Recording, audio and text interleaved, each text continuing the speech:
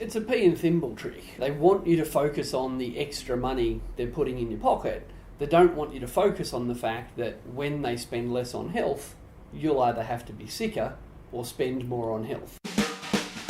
G'day and welcome to Follow the Money, the Australia Institute's podcast demystifying the big economic issues in Australia and putting them in plain English. I'm Ebony Bennett, Deputy Director at the Institute, and in this episode we explore the perennial favourite of politicians in every election year, income tax cuts. One for Mum, one for Dad, one for the country. And there has never been a more exciting time to be in Australia. Dead, buried, cremated. Australia's basically done for. We'll just end up being a third-rate economy. You know, a banana republic. Just follow the money. Federal Treasurer Scott Morrison has been spruiking the benefits of income tax cuts as a way of promoting economic growth. And joining me to discuss the benefits or not of cutting them are Australia Institute's Chief Economist Richard Dennis and Senior Economist Matt Grudnoff. Well, the Treasurer seems to be convinced that cutting income taxes will actually increase economic growth, that it's good for the economy. It's not only an incredibly popular thing to do. He says he's not advocating it because it's popular. He says he's advocating it because it's good for the economy, that it'll grow the economy faster. Is that true? No, I don't think it is. I don't think there's... We'll explain more about why it's not true a little later. But first, let's look at Australia's income tax system.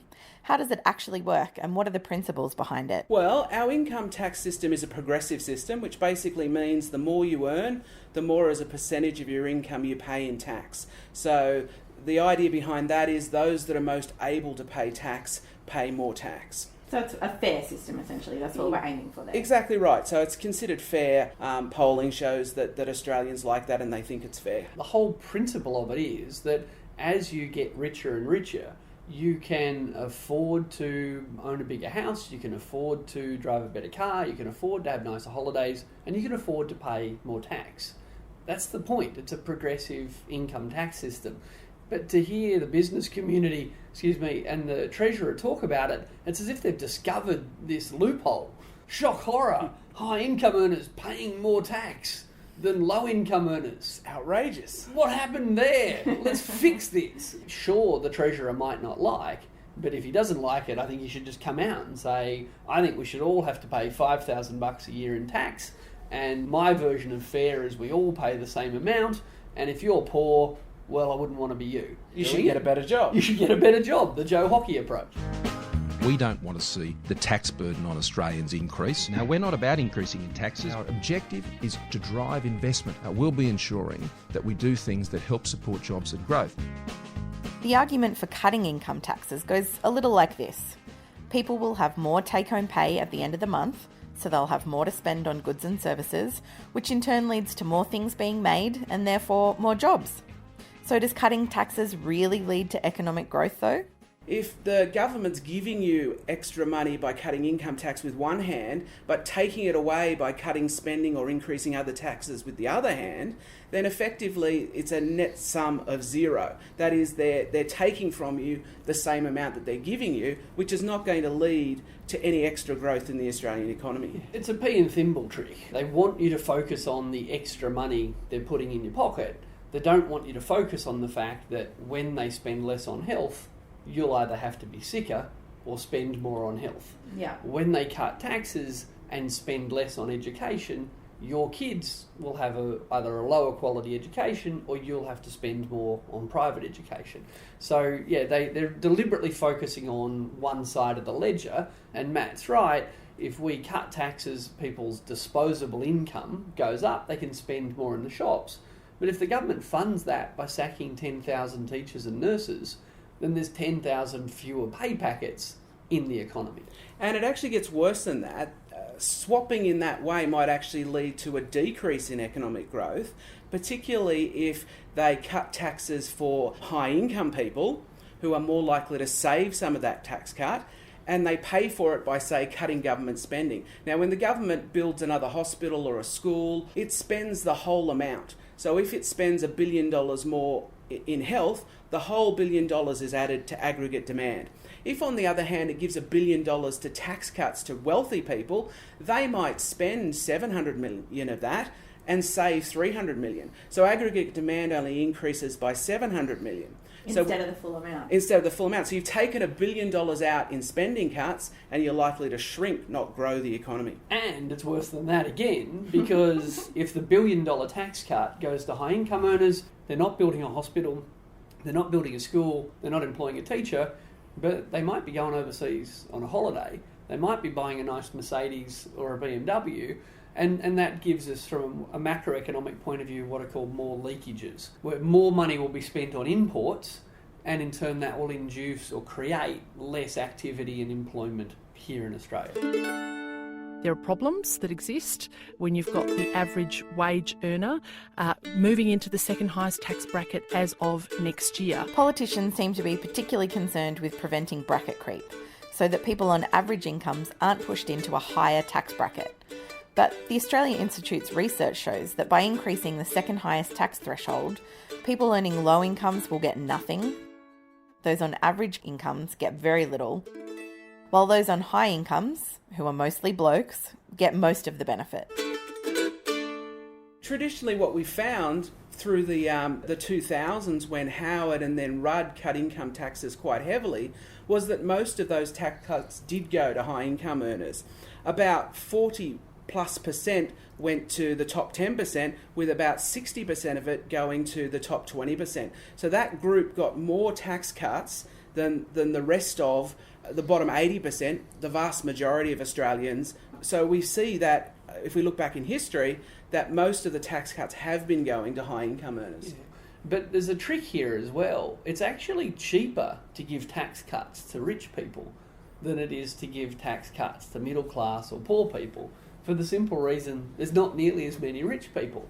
So if you want to cut the top tax rate from 48% to 43%, that's a 5% cut in the top tax rate. That looks like a lot, and it's a lot of money to stuff into the pockets of the handful of very rich people. There's only 3% of people in the top tax bracket. When you want to cut taxes for middle class people or low income people, the problem is there's millions of them.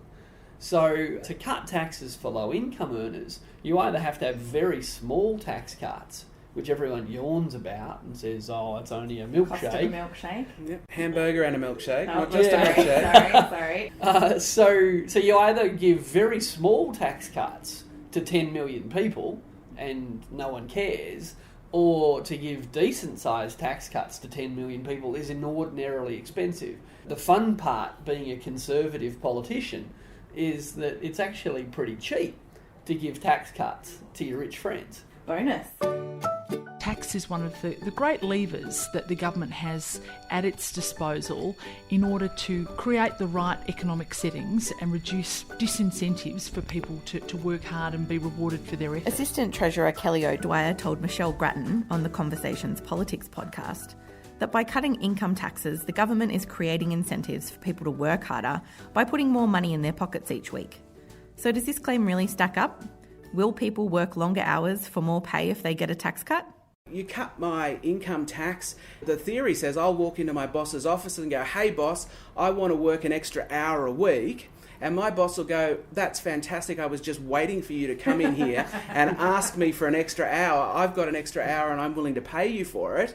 The reality is, as we've seen from Go Home on Time Day research, Australians work over $100 billion a year in unpaid overtime, which works out to be about 6 hours a week for full-time workers. So they're just donating to their employees. They're just donating. So if my boss had an extra hour of work, he's probably already given it to me and assumed that I'm not paying. You missed the point. Imagine how much, with all the incentive we get, how much extra unpaid overtime we could do once we cut the top tax rate or any other one. Nothing makes me angrier than the idea that hard-working rich people need a tax cut to have an incentive to work hard, because what that suggests is at the moment they're getting paid $200,000 to swan around not working very hard, and only if we give them a tax cut will they lift their game. And the same doesn't seem to work in reverse. I was going to say, and then down at the other end, we've got people who I think are probably doing the hardest work, cleaning other people's toilets, Certainly working in a physical sense. Childcare workers in Australia are some of the lowest paid people in the country. And to suggest that only by cutting tax rates can we give these lazy cleaners and childcare workers an incentive to go and work hard and get a better job, I mean, it's obscene. This whole theory gets even weirder when you think about it in reverse. If cutting your tax rate induces you to work more, then increasing your tax rate must induce you to work less. So imagine that you increase your marginal tax rate, then you'll walk into your boss's office and demand to work less hours.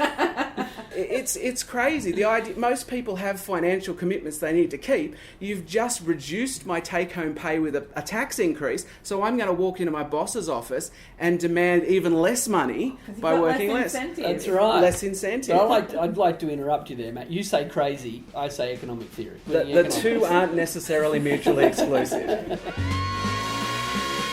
That's been episode 6 of Follow the Money, brought to you by the Australia Institute. You can subscribe on iTunes or find previous episodes at tai.org.au/podcasts. Richard Dennis's book Econobabble is available now from redbackquarterly.com.au, or you can find it on Amazon and in all good bookshops. You can follow Richard on Twitter at rdns_tai. You can find Matt at Matt Grudnoff, GRUDNOFF. You can follow me at Ebony_Bennett, or the Australia Institute at the Oz Institute with an AUS. This episode was produced by Jennifer Macy, and you can follow her at Jennifer Macy, MACEY. Thanks for listening.